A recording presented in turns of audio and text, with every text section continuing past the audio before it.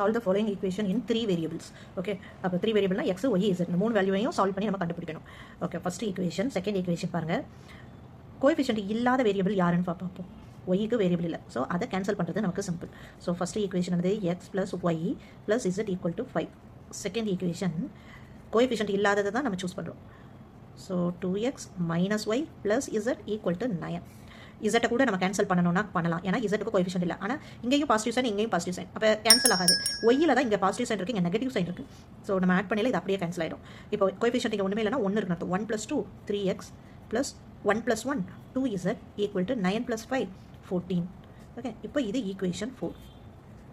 இப்போ என்ன பண்ணலாம், இதையும் ஓகே அகைன் சேம் 1 and 2 எடுத்துக்கலாம். 1 x plus y plus z equal to 5. ஏன் அகைன் நான் ஃபஸ்ட்டு 2 எடுக்கிறேன்னா இப்போ z கேன்சல் பண்ண ட்ரை பண்ணலாம். So 2x minus y plus z equal to 9. z cancel பண்ணணும்னா ஜஸ்ட் நம்ம சைன் சேஞ்ச் பண்ணால் போதும். இப்படி பண்ணுறதுக்கு பேர் சப்ராக்ஷன். அப்போ x -2 minus 1x plus y plus y plus 2y. இப்போ இது கேன்சல் ஆகிடும். z minus z 0. ஸோ இங்கே ஒரு minus 5 minus 9 5 minus 9 minus 4. Okay, normal subtraction, biggest number sign போடணும்.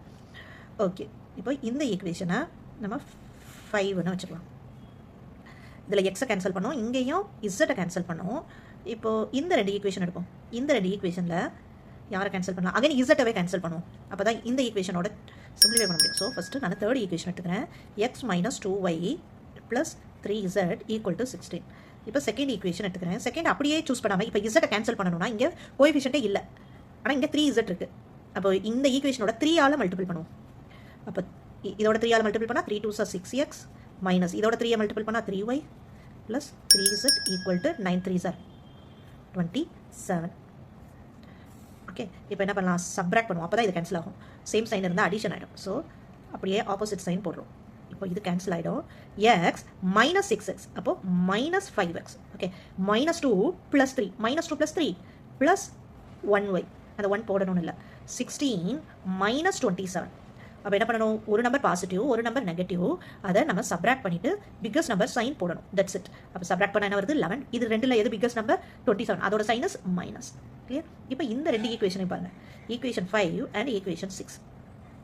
என்ன பண்ணலாம், இங்கே 2 இருக்குது, இந்த இடத்துக்கு 2 வர வைக்கலாமா. இங்கே 2 வேணும்னா டோட்டலாக இந்த ஈக்குவேஷனோட 2ஆல் மல்டிபிள் பண்ணணும். ஓகே, அப்போ 6th ஈக்குவேஷனோட 2ஆல் மல்டிபிள் பண்ண போகிறோம். 6 5 2s 10x plus 2y equal to 22. 5th equation. இந்த ஈக்குவேஷன் அப்படியே எழுதுவோம். -x plus 2y equal to -4 minus plus plus. So இது கேன்சல் ஆகிடும். -10 + 1 டிஃப்ரெண்ட் சைன் இருந்தால் சப்ராக்ட் பண்ணணும், பிக்கஸ்ட் நம்பரோட சைன் போடும். கிளியர். Equal to -22 plus 4. அப்போ நம்ம என்ன பண்ணணும், சப்ராக்ட் பண்ணணும்.